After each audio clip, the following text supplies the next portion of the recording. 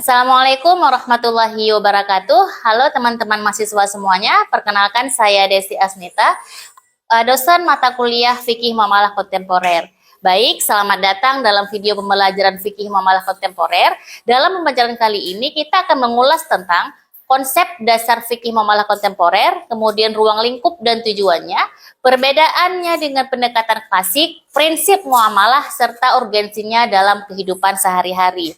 Islam merupakan agama yang sempurna yang diturunkan oleh Allah untuk mengatur seluruh aspek kehidupan manusia, baik yang berhubungan dengan Allah maupun yang berhubungan dengan manusia dan berhubungan dengan alam semesta. Ya, jadi secara umum ajaran Islam itu terbagi menjadi 3 bagian, yaitu akidah, kemudian syariah, kemudian akhlak. Ya, kita bahas satu-satu dulu. Yang pertama tentang akidah. Ya, akidah adalah dasar keimanan seseorang. Ya, dia itu mencakup keyakinan kita terhadap Allah dan malaikat, kemudian terhadap kitab-kitabnya Allah, kemudian rasul-rasulnya Allah, hari akhir serta takdir. Ya, jadi akidah ini adalah pondasi yang mengarahkan seluruh amal perbuatan seorang Muslim. Oke, itu akidah sudah kita bahas. Sekarang kita bahas tentang syariah. Ya, syariah adalah aturan praktis dalam kehidupan yang mengatur bagaimana seorang Muslim menjalankan perintah dan larangan Allah dalam kehidupan sehari-hari. Jadi syariah ini dibagi lagi menjadi 2 cabang. Ya, yang pertama adalah ibadah. Gitu ya. Ibadah itu adalah hubungan manusia dengan Allah atau sering kita sebut dengan hablum minallah, ya, seperti sholat, kemudian puasa, zakat, dan haji. Kemudian ada yang namanya muamalah, ya, ibadah dan muamalah. Muamalah itu apa? Muamalah itu adalah hubungan yang mengatur manusia dengan sesama manusia lainnya, atau kita kenal dengan hablum minannas, ya, yang dia itu mencakup urusan sosial, ekonomi, politik, dan hukum, gitu ya. Kemudian yang terakhir, yang ketiga tadi adalah akhlak. Nah, akhlak ini adalah perilaku dan sikap yang mencerminkan nilai moral dan spiritual dalam kehidupan sehari-hari. Jadi akhlak ini menunjukkan bagaimana ajaran Islam membentuk kepribadian dan karakter mulia bagi umatnya. Jadi ketiga unsur tadi teman-teman, ya, akidah, syariah, dan akhlak itu merupakan satu kesatuan yang dia itu saling melengkapi satu sama lain, ya, membentuk struktur ajaran Islam menjadi utuh dan menyeluruh seperti itu, ya. Oke, tadi berbicara tentang syariah, ya, di dalam syariah ada ibadah, ada muamalah. Nah, kita bahas satu-satu dulu, ya. Apa sih perbedaan antara ibadah dan muamalah, ya? Ibadah adalah sesuatu yang tadi kita sudah bahas, bahwa hubungan manusia dengan Tuhannya, hubungan manusia dengan Allah, gitu ya. Ibadah di dalam Islam memiliki sifat yang tetap, ya, sifatnya itu eksklusif, ya. Artinya bentuk dan tata cara ibadah itu tidak boleh diubah-ubah, ya. Semuanya harus sudah ditetapkan, semuanya sudah ditetapkan secara rinci oleh syariat. Ya, tidak boleh kita ubah-ubah lagi, tidak boleh kita tambah-tambah lagi. Misalnya seperti cara sholat, ya seperti itu cara sholat, jangan kita ubah-ubah lagi, gitu ya. Kemudian jumlah rakaatnya, ya, zuhur 4 rakaat, jangan kita tambah-tambah menjadi 8 rakaat karena tadi mungkin saking solehanya, gitu ya, saking soleh yang tidak boleh. Ya, kemudian seperti jenis bacaannya sampai waktu pelaksanaannya itu sudah ditetapkan secara rinci di dalam Al-Quran dan hadis, ya, tidak boleh kita ubah-ubah lagi, ya. Karena apa? Karena tadi dalil-dalilnya itu bersifat rinci, gitu ya. Maka karena tadi sifat-sifatnya itu rinci, maka ruang untuk berijtihad, ya, atau kita bilang untuk interpretasi hukum oleh para ulama itu sangat terbatas, gitu. Ya, sangat terbatas, ya. Kita hanya boleh melakukan ibadah sebagaimana yang telah dicontohkan oleh Rasulullah, gitu. Maka kalau tidak ada contohnya, maka tidak boleh diada-adakan. Ya, kenapa? Karena ibadah itu, teman-teman, sifatnya itu ta'abbudi. Apa itu ta'abbudi? Murni, ya, murni mengikuti perintah Allah tanpa kita nggak boleh mempertanyakan apa hikmahnya, apa tujuannya seperti itu. Tidak boleh seperti itu gitu. Ya, jadi begitu disyariatkan, begitu yang kita lakukan. Ya, berbeda dengan muamalah. Yang muamalah ini dia sifatnya itu lebih fleksibel gitu. Ya, jadi muamalah ini kan kita udah tahu nih bahwa muamalah itu mengatur hubungan sosial antara manusia dengan manusia gitu ya dalam kehidupan sehari-hari. Contoh misalnya seperti jual beli gitu ya, pinjam meminjam, sewa menyewa dan banyak lainnya. Pokoknya hubungan antara manusia dengan manusia itu namanya adalah muamalah ya. Jadi muamalah ini sangat berbeda dengan ibadah tadi gitu. Jadi muamalah bisa berkembang sesuai dengan perkembangan zaman. Semakin berkembangnya zaman, semakin berkembangnya teknologi, maka muamalah akan berkembang gitu ya, sesuai dengan kondisi sosial, sesuai dengan ekonomi dan sesuai dengan tempat gitu ya. Jadi dalil-dalil dalam fikih muamalah ini dia itu sifatnya umum gitu. Jadi karena tadi sifatnya umum, memberi ruang yang luas bagi ijtihad atau bagi mujtahid untuk memberikan sebuah hukum gitu ya. Jadi para ulama, para ahli fikih bisa menggali hukum-hukum baru dalam bidang muamalah selama tidak bertentangan dengan prinsip dasar syariat Islam gitu. Makanya kita ambil kesimpulan gitu ya bahwa ibadah itu sifatnya tetap. Ya, titik, tidak boleh ditambah-tambah ya. Ibadah itu sifatnya tetap. Sedangkan muamalah itu sifatnya dinamis gitu. Artinya apa? Berubah-berubah sesuai dengan perubahan zaman gitu ya. Jadi inilah yang membuat fikih muamalah sangat penting ya untuk kita semua pelajari ya, apalagi kita ini sebagai umat Islam ya wajib mempelajari fikih muamalah supaya apa? Supaya transaksi yang kita lakukan itu sesuai dengan nilai-nilai Islam dan dalam kehidupan yang modern seperti itu. Nah, teman-teman, ya, di dalam Islam ya ada perbedaan mendasar ya antara kaedah yang dipakai di dalam ibadah dengan kaedah yang dipakai di dalam muamalah ya. Kaedah yang dipakai dalam ibadah adalah pada dasarnya ibadah itu adalah haram.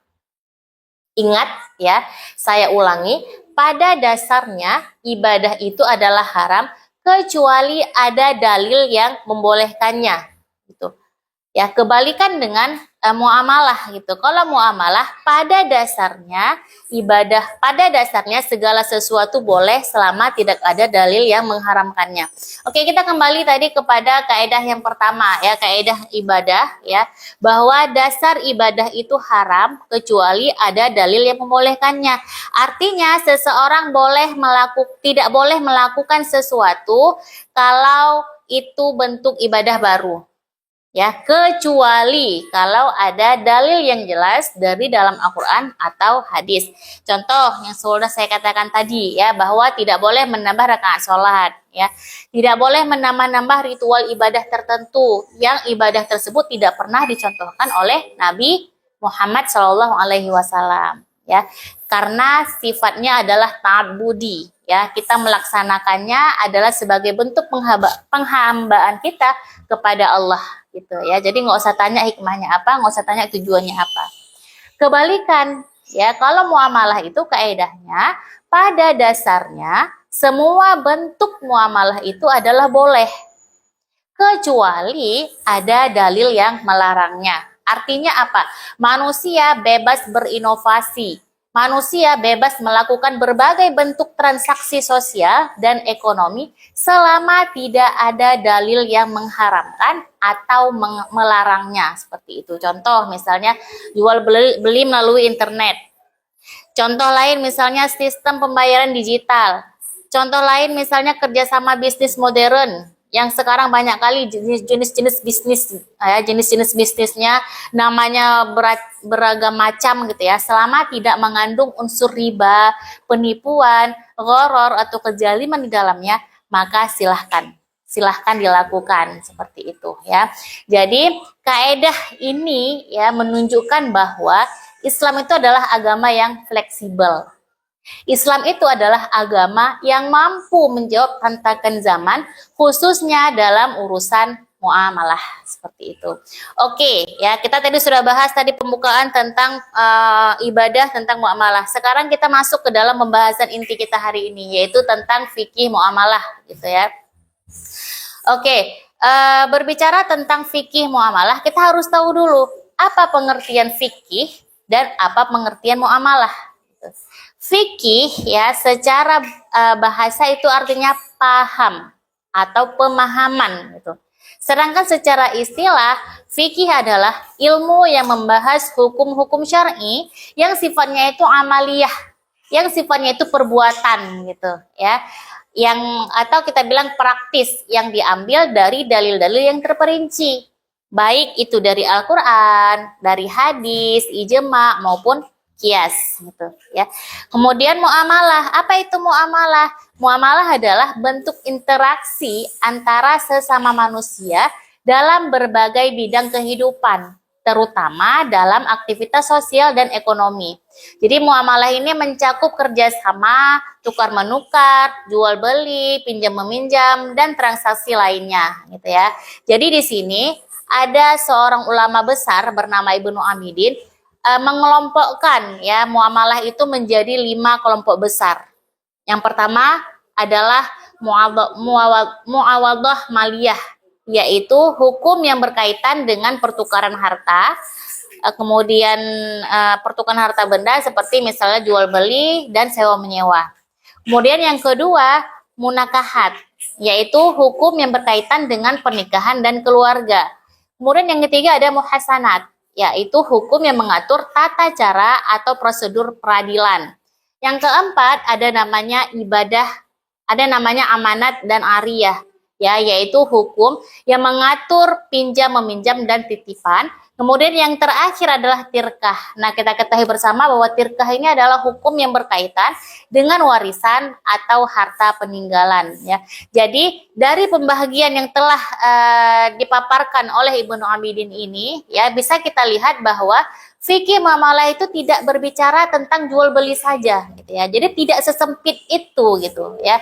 Tetapi mencakup berbagai aspek kehidupan sosial manusia. Makanya kalau kita lihat dari makna luasnya, fikih muamalah itu adalah semua aturan Allah yang mengatur hubungan manusia dengan urusan duniawi, gitu ya.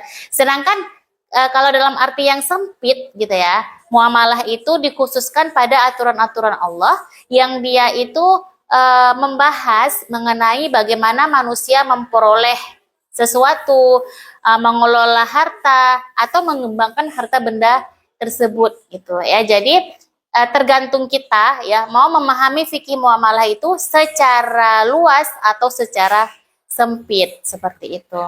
Oke, kita lanjut ke prinsip-prinsip muamalah di dalam Islam ya.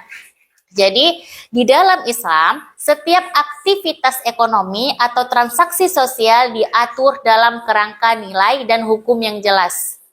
Ya, makanya ada prinsip-prinsip dasar dari muamalah yang harus kita ketahui. Yang prinsip yang pertama adalah mubah.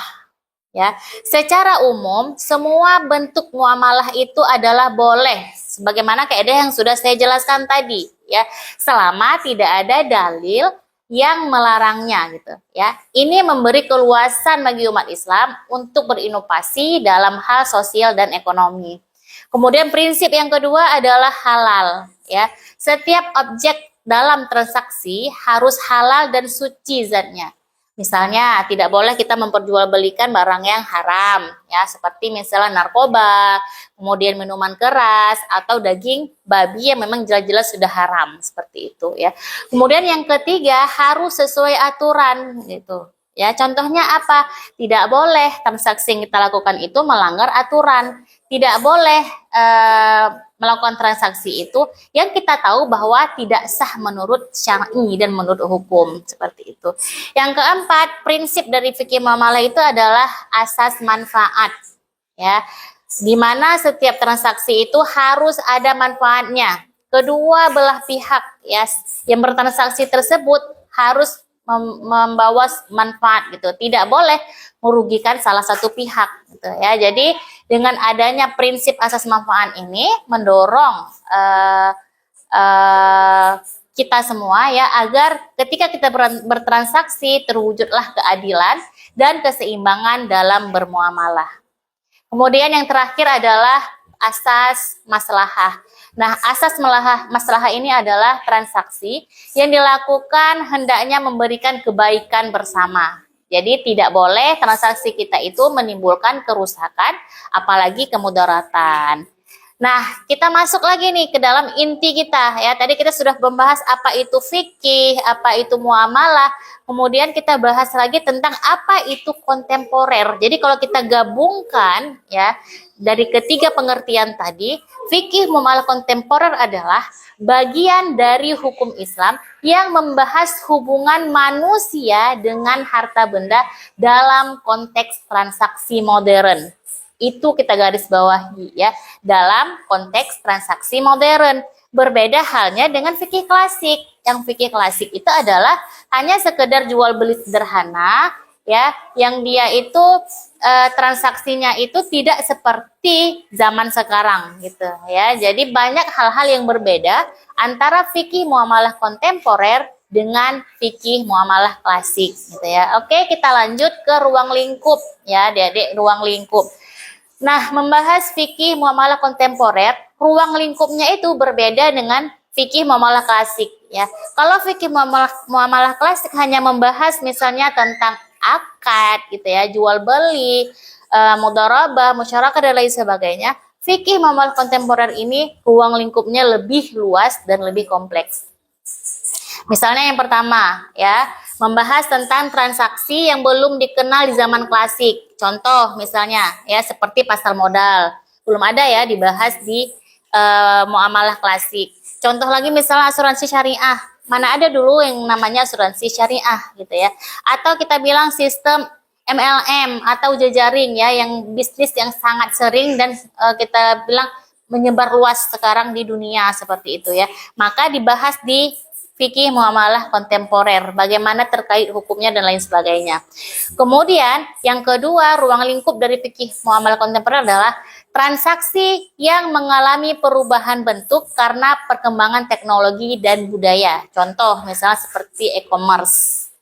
Ya, dulu nggak ada itu e-commerce. Kemudian transaksi digital melalui aplikasi atau SMS banking. Ya. Kemudian yang ketiga adalah transaksi yang menggunakan istilah baru namun substansinya sama seperti masa lalu. Contoh misalnya seperti istilah bunga di dalam bank konvensional. Yang mana bunga itu adalah riba kalau di dalam Islam gitu, cuman diganti aja namanya. Atau lagi contoh misalnya jual beli mata uang. Sudah pernah dikenal dalam Islam itu namanya sorf ya dalam fikih klasik, cuman berbeda nama saja tetapi prakteknya seperti itu juga. Gitu. Ya, kemudian ada namanya transaksi dengan kombinasi atau multi akad. Nah, contoh misalnya seperti akad sewa beli gitu ya, udah sewa beli lagi ya. Ini adalah akad kombinasi. Nah, bagaimana Islam ya menjawab ya pertanyaan-pertanyaan ini, kasus-kasus ini dengan fikih kontemporer seperti itu ya, yang mana bentuk-bentuk akad modern ini nanti disesuaikan dengan kebutuhan masyarakat sekarang seperti itu. Oke, kita masuk ke pembahasan kita yang terakhir teman-teman mahasiswa semuanya ya, mengenai urgensi fikih muamalah. Kita sudah bahas tadi tentang fikih muamalah kontemporer. Nah, untuk apa sih ya kita mempelajari ya fikih muamalah ini gitu ya. Jadi fikih muamalah itu bukan hanya penting, kita garis bawahi ya. Fikih muamalah itu bukan hanya penting tetapi juga mendesak untuk dipelajari oleh setiap muslim. Kenapa gitu ya? Karena setiap aktivitas ekonomi, aktivitas sosial adalah bagian dari kehidupan kita sehari-hari.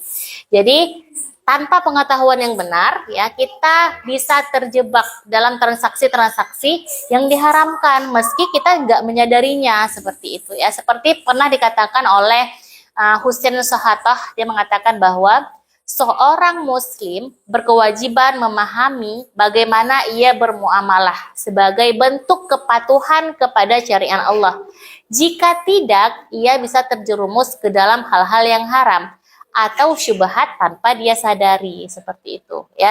Bahkan seorang khalifah ya Umar bin Khattab ya, dalam hadis riwayat Tirmizi, beliau juga mengatakan bahwa ketika Umar pernah berkeliling pasar ya, dia mengatakan bahwa tidak boleh ada yang berdagang di pasar ini kecuali orang yang memahami fikih muamalah di dalam agama Islam.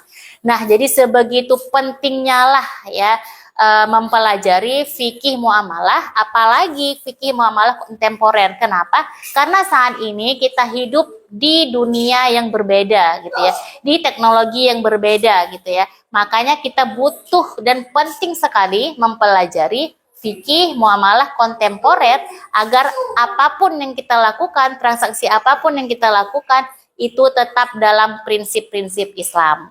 Ya, oke teman-teman mahasiswa semuanya, demikianlah penjelasan fikih muamalah kontemporer pada hari ini. Diharapkan dengan memahami prinsip-prinsip dan ruang lingkup fikih muamalah kontemporer, ya kita bisa menjalani aktivitas ekonomi dengan profesional, jujur, dan bertanggung jawab sesuai dengan nilai-nilai Islam. Dan ingat bahwa Islam itu bukan hanya membahas soal untung rugi saja gitu ya, tetapi juga tentang halal dan haram.